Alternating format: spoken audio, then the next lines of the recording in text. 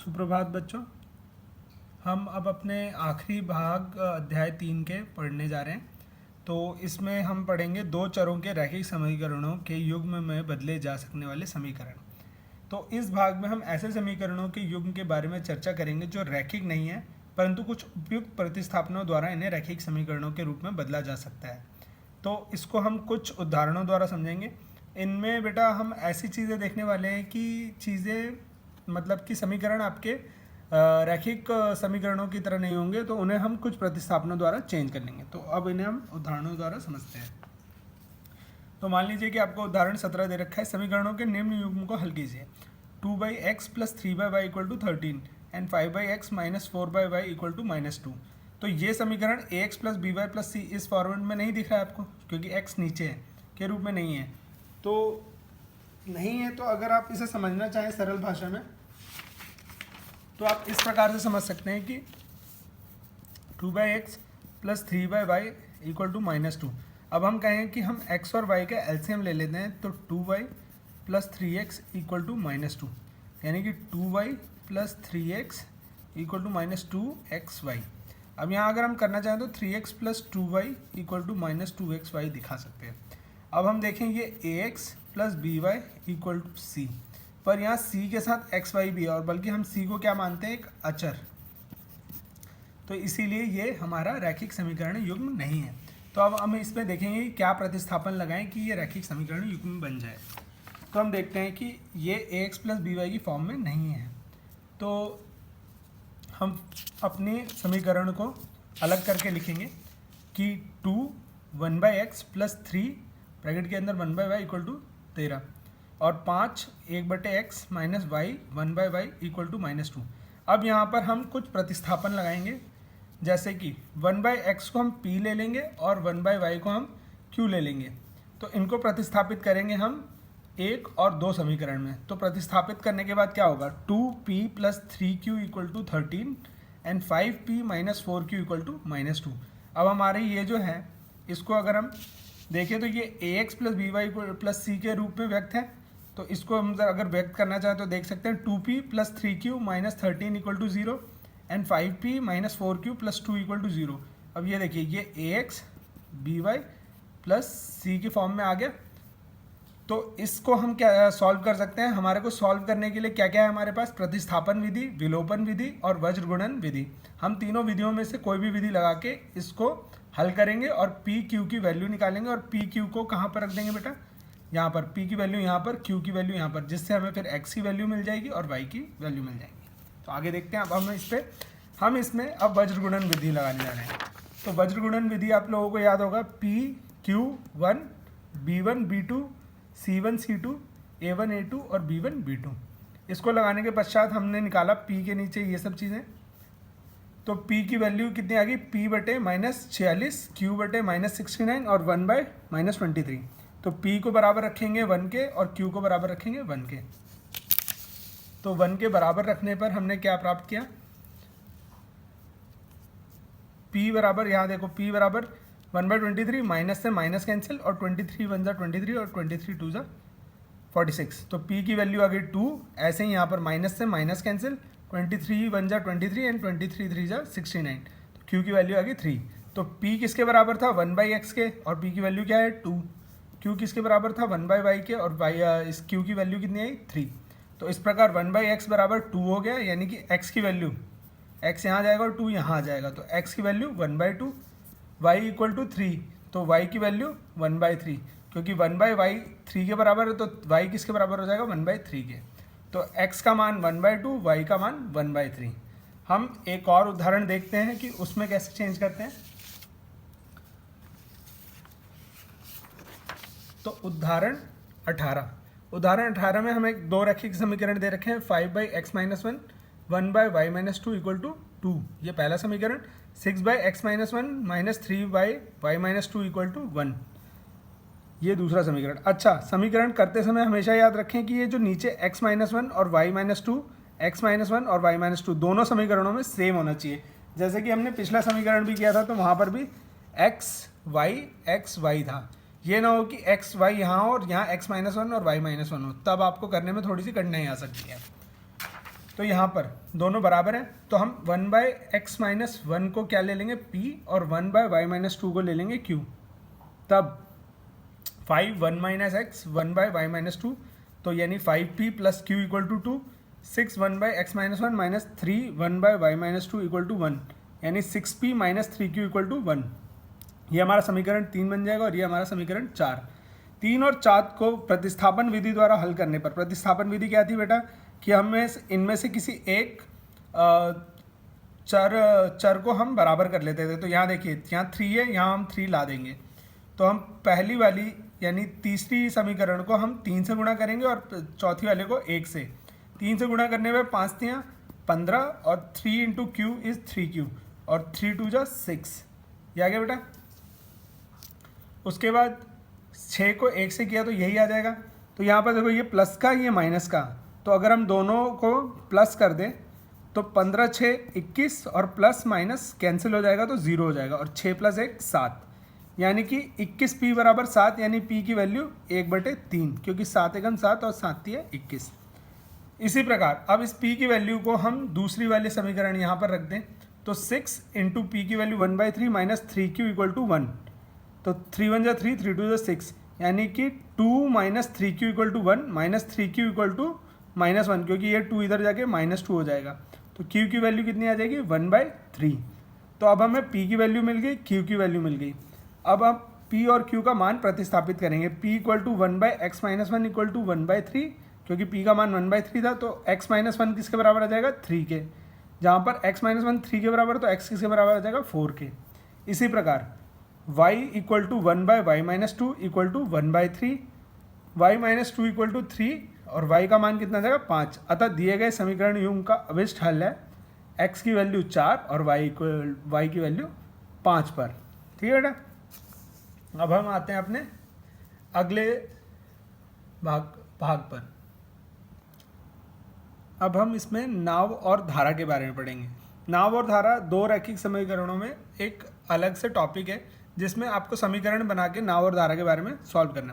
नाव और धारा में क्या होता है बेटा, तो आप सबने एक चीज़ पढ़ी हुई है कि चाल बराबर क्या होता है, दूरी बटे समय।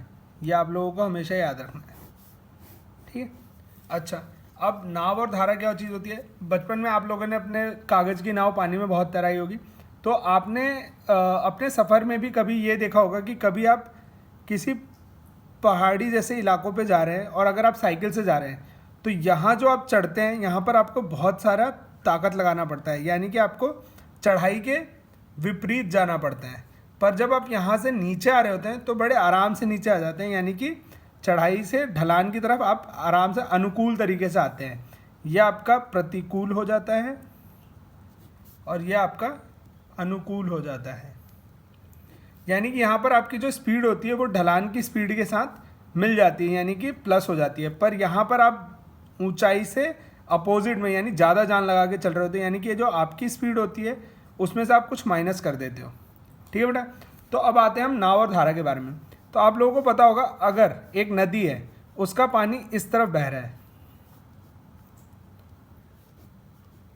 और इसी के अंदर हम अगर कोई नाव तैराएं, नाव अगर हम कोई तैराएं और नाव भी इसी तरफ तैर रही है, तो आपको क्या लगता है, नाव तेज जाएगी या धीरे जाएगी? आप सबको पता है नाव तेज जाएगी, और उसे चलाने में, नाव को चलाने में भी बड़ी आसानी रहेगी। यानी अगर धारा के अनुकूल आपकी नाव चल रही है और नाव की गति है x और धारा की गति है y, ठीक है, यानी कि नाव की चाल x है और धारा की चाल y है, तो दोनों की मिला के चाल कितनी हो जाएगी, x + y। कब? जब अनुकूल स्थिति होगी। पर लेकिन मान लीजिए कोई धारा है जिसमें धारा इस तरफ बह रही है और आपको नाव चलानी है, आपको अपनी नाव चलानी है इस तरफ, यानी कि धारा के प्रवाह से प्रतिकूल होते हुए, यानी उसके अपोजिट में। तो अब आपको जान ज़्यादा लगानी पड़ेगी, क्योंकि धारा तो अपनी वेग में यहाँ इस तरफ बह रही है और आपकी चाल इस तरफ जा रही है। तो आपकी चाल, यानी कि अगर आपकी चाल x है और धारा की चाल y है, तो दोनों की मिला के चाल कितनी हो जाएगी, x - y। अब आपको अपने अगले उदाहरण और आने वाले कुछ प्रश्नों में इसी प्रकार से सोच के काम करना है कि आप अनुकूल जा रहे हैं या प्रतिकूल जा रहे हैं। दूसरी चीज़, चाल बराबर दूरी बटे समय होता है और समय बराबर क्या होता है बेटा, दूरी बटे चाल। यानी कुछ प्रश्नों में आपको हो सकता है समय दे रखा हो, कुछ प्रश्नों में दूरी दे रखा हो और कुछ प्रश्नों में चाल दे रखा हो। आपको ये देखना है कि आप अनुकूल जा रहे हैं या प्रतिकूल जा रहे हैं, ये सब देखते हुए आपको प्रश्न को हल करना है और समीकरण बनाना है।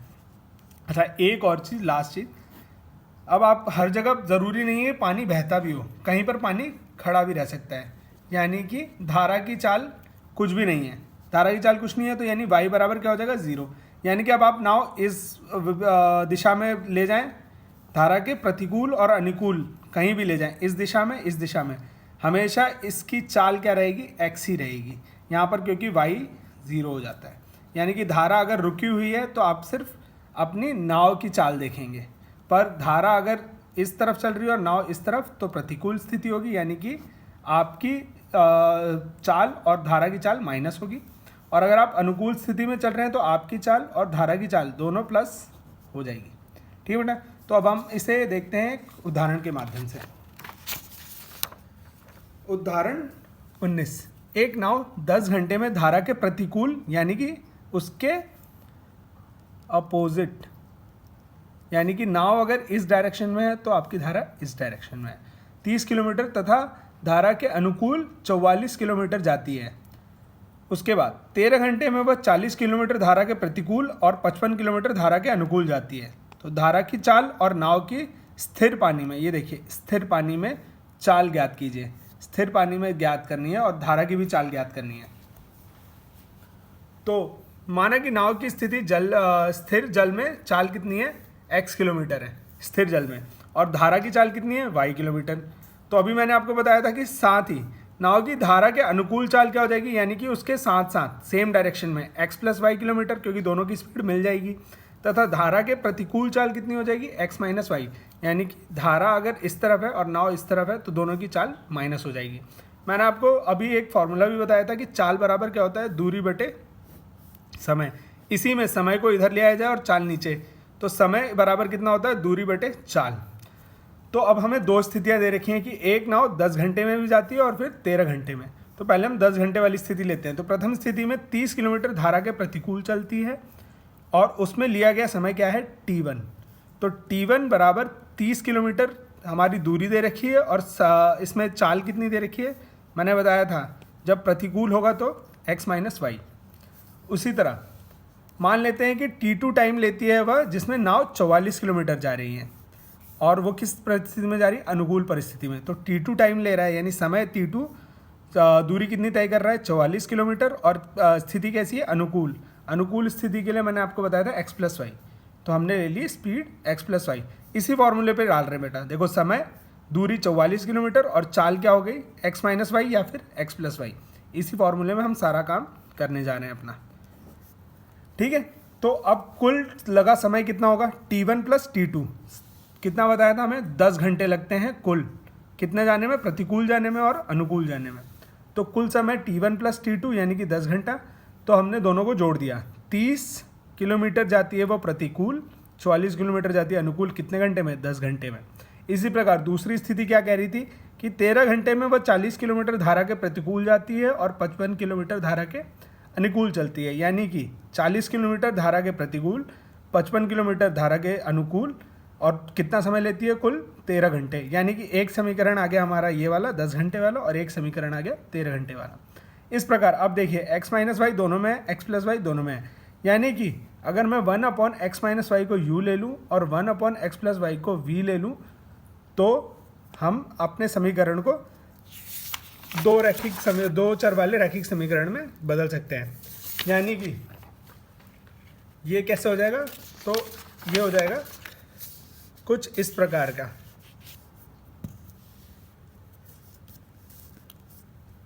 u, देखो यहाँ पर ये वाला था 30 और 44, 40 और 55, तो यानी 30 plus 44 u v equal to 10 घंटा, और ऐसे ही 40u प्लस 55v 13 घंटा। ठीक है बेटा, इसको हम लिख लेंगे ax plus B Y plus C के फॉर्म में, 30u plus 44v minus 10 equal to 0, 40u plus 55v minus 13 equal to 0। चौथा और पांचवा का समीकरण दे देंगे।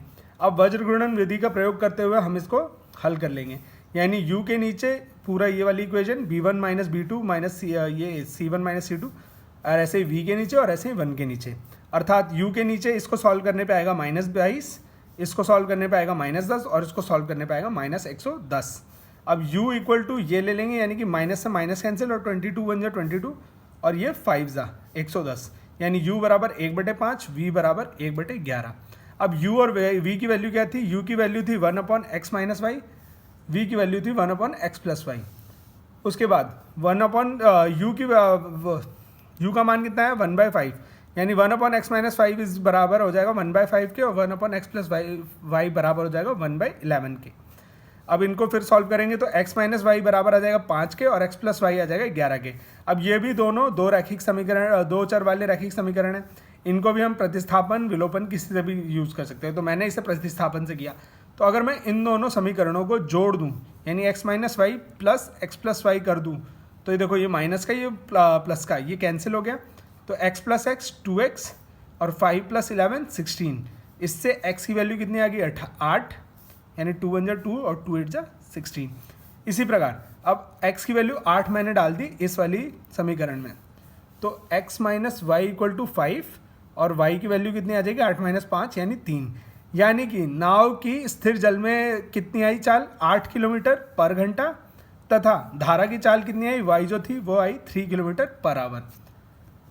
ये बेटा आप लोगों को आशा करता हूँ समझ आ गया होगा। अब आप अपनी प्रश्नावली 3.6 हल करेंगे, उसमें कोई भी कठिनाई आए तो आप मुझे कमेंट करके या फिर मेरे नंबर पर मैसेज करके पूछ सकते हैं। वीडियो को लाइक और सब्सक्राइब करें। धन्यवाद।